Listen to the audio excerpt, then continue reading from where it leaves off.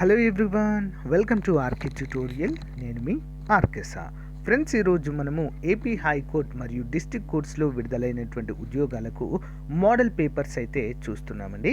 So practice పరంగా ఇవి మీకు చాలా యూస్ఫుల్గా ఉంటాయి.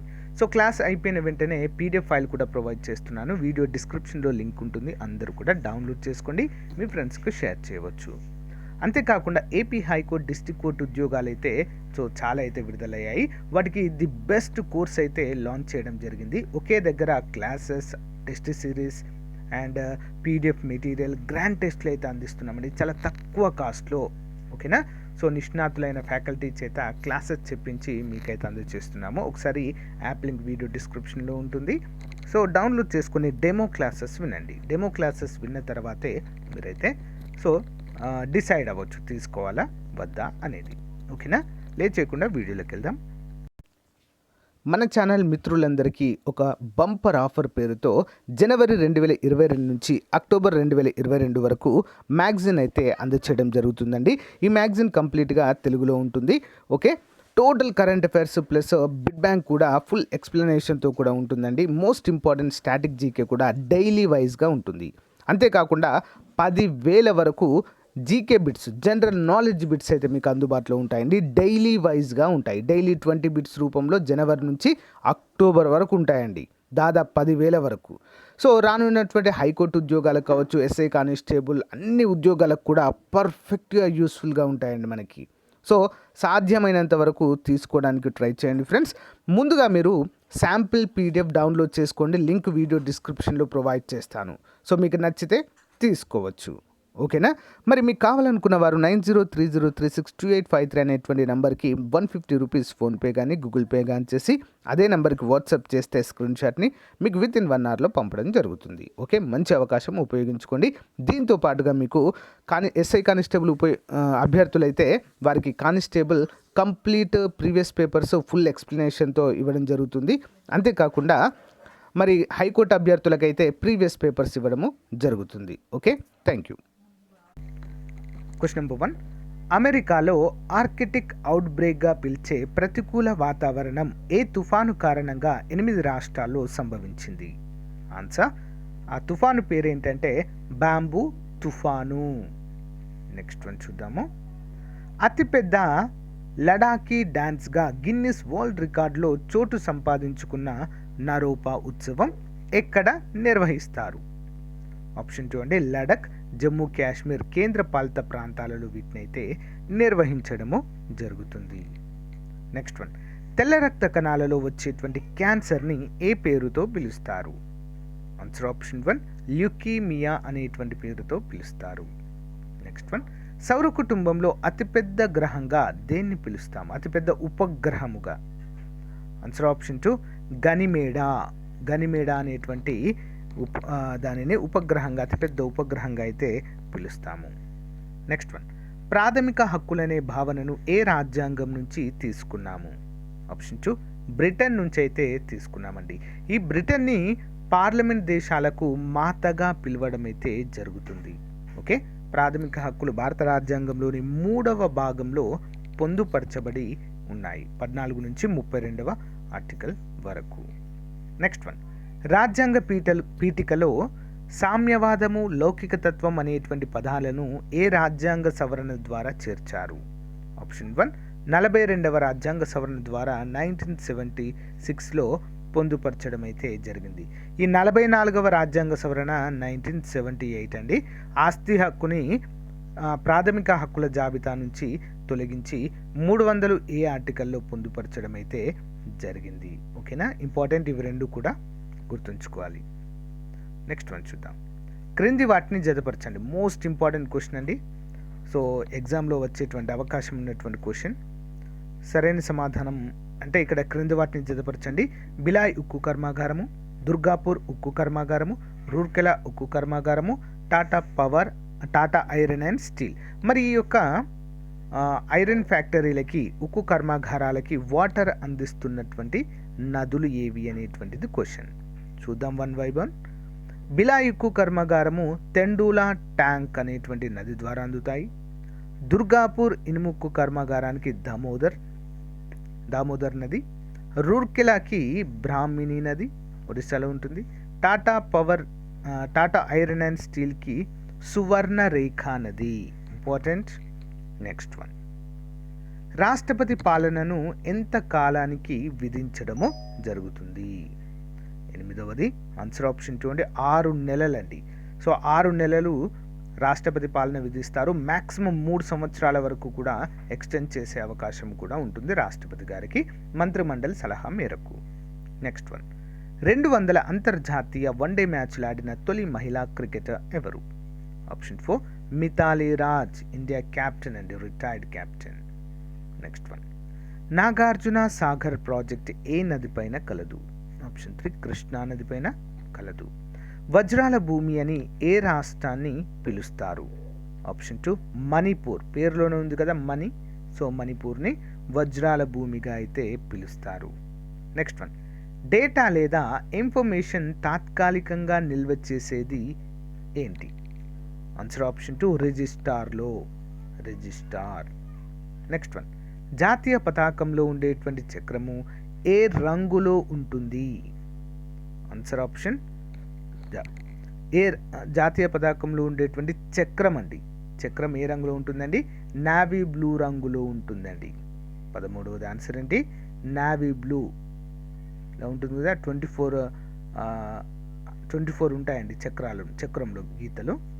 సో ఇది నావీ బ్లూ రంగులో అయితే ఉంటుంది. నెక్స్ట్ వన్, క్రింది వాటిలో 100 రూపాయల నోట్లను ఎక్కడ ముద్రించడము జరుగుతుంది? Answer option 1 bank note press Dewas. Stainless steel ఏ ధాతువుల యొక్క మిశ్రమంగా చెప్పుకోవచ్చు? 15వది ఆప్షన్ 2 ఇనుము, క్రోమియం మరియు నికెల్ ఈ మూడింటిని కలిపి స్టెయిన్లెస్ స్టీల్గా తయారు చేయడము జరుగుతుంది. అత్యంత దృఢంగా ఉంటుంది. యుద్ధమును ప్రకటించే అధికారము ఎవరికి ఉంటుంది? ఆప్షన్ 2 రాష్ట్రపతి గారికి ఉంటుందండి.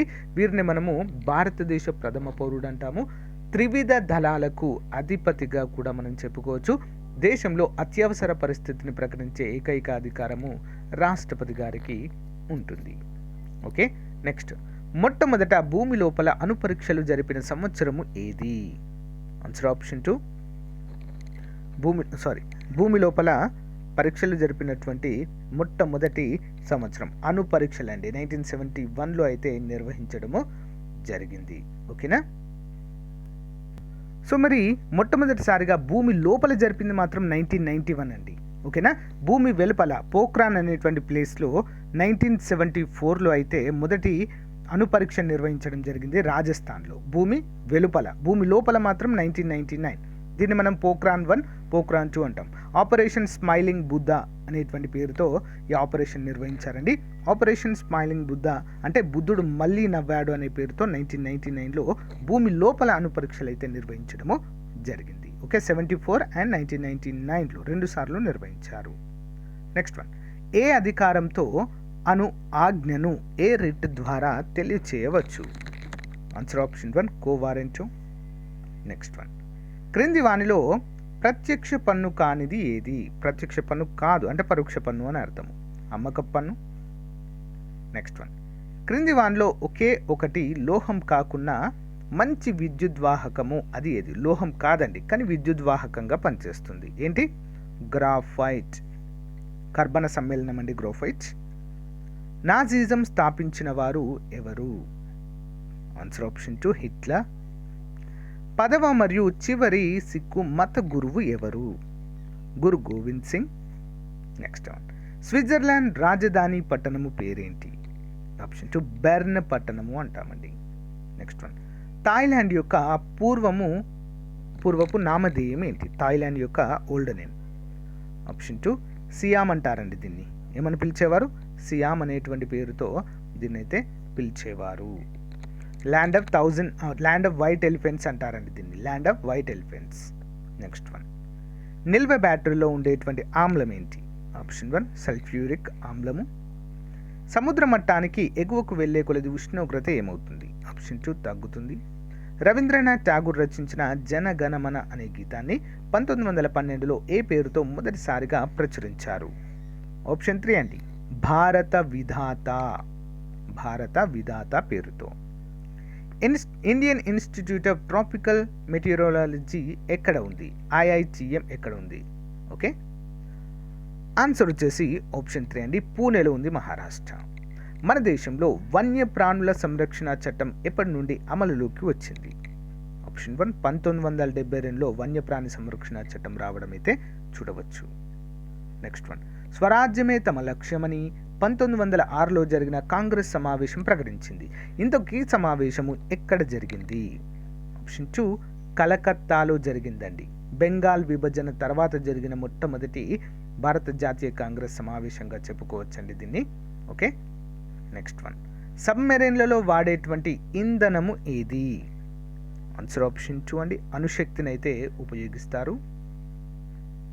క్రింది వాటిని జతపరచుము. నీటి అసంఘటిత వ్యాకోచము, ఆరోగ్యవంత మానవుడు, పాల ప్యాచురైజేషన్, మంచు ఉష్ణోగ్రత. సో ఇవన్నీ కూడా మనకి ఫారెన్ కెల్విన్లలో అయితే ఇవ్వడం జరిగిందండి. ఫారెన్ హీట్లలో మనకు తెలుసు కదా, మరి కెల్విన్లలో ఏ విధంగా ఉంటుందనేది చూద్దాం. నీటి అసంఘటిత వ్యాకోచం ఎంత అండి? 277 కెల్విన్స్. ఆరోగ్యవంతమైన మానవుడి యొక్క ఉష్ణోగ్రత ఎంత ఉంటుందండి? 310, అంటే 97.6 అలా ఉంటుంది కదా. సో అది. నెక్స్ట్, పాల ప్యాచురైజేషన్ 340 కెల్విన్స్. అండ్ మంచు ఉష్ణోగ్రత 273 కెల్విన్స్గా మనమైతే చెప్పుకోవచ్చు కెల్విన్లలో ఇది. నెక్స్ట్ వన్, చీకటిలో భాస్వరాన్ని గాలిలో ఉంచితే నెమ్మదిగా మండి మెరవడానికి కారణము? 33వది, ఆన్సర్ ఆప్షన్ 2 అండి, పాస్పరిజెన్స్ అనేటువంటి పేరుతో పిలుస్తారు దాన్ని. సాధారణ ఫోటోగ్రఫీలో వాడే ఫిక్సింగ్ కారకం ఏంటి? ఆన్సర్ ఆప్షన్ 1 అండి, సోడియం థయోసల్ఫైడ్. దీన్ని హైపో అనే పేరుతో పిలుస్తాము. మెదడులో ఏ భాగము జ్ఞాపక శక్తికి మూలంగా పనిచేస్తుంది? Answer option 1 మస్తిష్కము. శిలీంద్ర పుష్పాలుగా వేటిని పేర్కొంటాము? ఆప్షన్ 1 పుట్టగొడుగులు. నెక్స్ట్, వనస్పతితో కాకుండా నూనెతో వంట చేసుకోవాలని చాలామంది డాక్టర్లు సూచిస్తారు. ఎందుకు? డాల్డాతో కాకుండా నూనెతో చేసుకోవాలని. ఆప్షన్ 2 కొవ్వులో అసంతృప్త కొవ్వులు ఉంటాయి. ఓకేనా, ఏముంటాయండి?